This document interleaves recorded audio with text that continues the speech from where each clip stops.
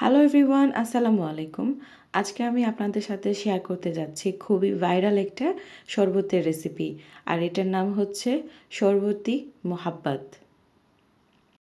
এই শরবত আপনারা যারই তৈরি করে খাওয়াবেন সেই আপনার প্রশংসায় প্রশংসিত হবে। আমি আমার বাসাতে দাওয়াতে তৈরি করেছিলাম, সবাই খুবই পছন্দ করেছে। তো আমি গ্যারান্টি দিয়ে বলতে পারি, আপনারা যদি ইফতারিতে বা যে কোনো অনুষ্ঠানে আপনারা এই শরবতটি তৈরি করেন, আশা করছি সবাই খুবই পছন্দ করবে। চলুন দেখে নিই এই শরবত তৈরি করতে কী কী লাগছে। এই শরবত তৈরি করতে লাগছে তরল দুধ। আপনাদের বাসায় তরল দুধ না থাকলে আপনারা পাউডার দুধগুলিও তৈরি করে নিতে পারবেন। তো আমি এখানে নিয়ে নিয়েছি আধা লিটার পরিমাণ তরল দুধ। আমি এখানে ঠান্ডা দুধ ব্যবহার করছি। আপনারা যদি গরম করে থাকেন তাহলে সেই দুধ ঠান্ডা করে তারপরে শরবতটি তৈরি করবেন।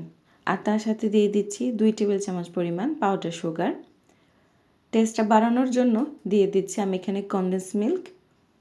আমি এখানে 3 টেবিল চামচ পরিমাণ কনডেন্স মিল্ক দিয়েছি। আপনারা আপনাদের টেস্ট অনুযায়ী কনডেন্স মিল্কের পরিমাণ বেশিও দিতে পারেন, কমও দিতে পারেন।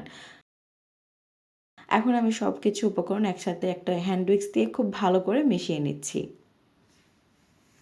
আমি এখানে আরও একটি উপকরণ ব্যবহার করেছি, সেটা হচ্ছে পাউডার মিল্ক।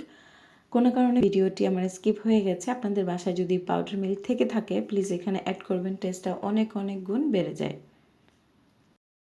তারপর আমি এখানে অ্যাড করে নিচ্ছি আইস। আপনাদের পছন্দ অনুযায়ী আইসের পরিমাণ কম বা বেশি দিতে পারেন। আমি এখানে 1 বাটি পরিমাণ আইস দিয়ে দিচ্ছি।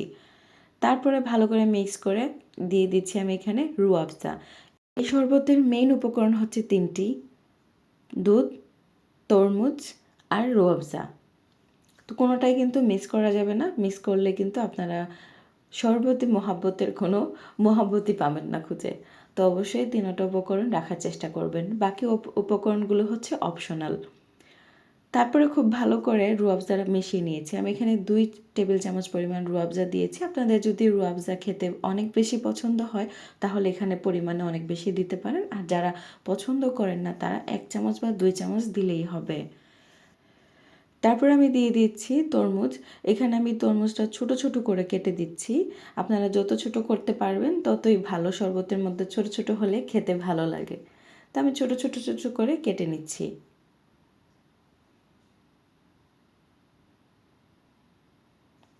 আমি এখানে 2 স্লাইস তরমুজ অ্যাড করছি।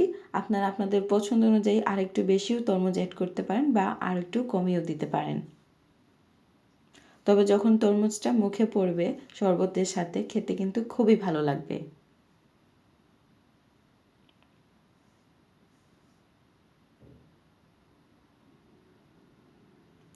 এখন আমি সবগুলো উপকরণ খুব ভালো করে মিশিয়ে নিচ্ছি। আর মেশানো হয়ে গেলেই তৈরি হয়ে যাবে আমাদের আজকের ভাইরাল শরবত-ই-মুহাব্বাত এর রেসিপি। তো এখন আমি এই শরবতটা আপনাদেরকে সার্ভ করে দেখাচ্ছি। আপনারা আপনাদের পছন্দ মতো গ্লাসে সার্ভ করে নেবেন। আর যদি সময় থাকে তাহলে ফ্রিজে রেখে দিবেন কিছু সময়ের জন্য। তাহলে যত বেশি এটা ঠান্ডা হবে খেতে কিন্তু ততই ভালো লাগবে। তা আমি এটা ইফতারের আগেই তৈরি করে ফ্রিজে রেখে দিয়েছিলাম। জাস্ট ইফতারের আগেই বের করে সার্ভ করে নিয়েছি। এই শরবতটা যদি খান আপনার কলিজা ঠান্ডা হয়ে যাবে। এটা একটা কলিজা ঠান্ডা করা শরবত এবং প্রাণ জুড়ানো শরবত। এখন আমি আরও কিছু আইস উপরে দিয়ে দিচ্ছি আরেকটু ঠান্ডা করার জন্য। তারপরে উপরে অল্প কিছু আগে থেকে কুচি করে রাখা তরমুজ দিয়ে দিচ্ছি জাস্ট ডেকোরেশনের জন্য।